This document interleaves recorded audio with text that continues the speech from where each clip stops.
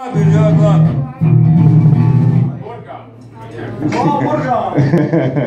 Kas beidzot ķēru atnes komerādi? Ļoti labi. Es atvainojos, mīlīgi. Es ieteiktu, principā, arī visiem pārējiem, un viss, kas jums ir pagājušajā gadā, tur iepriekšējā, viss sliktais, kas ir sakrājies, gāziet ārā viņu šeit. Plosieties, ārdieties un vienkārši raujiet jūtu. Tā ir pekša formula, bet viņi ir pareizā.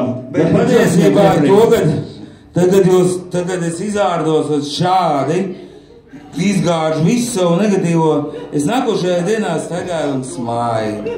Jo man nav problēma, jo viss problēmas ir.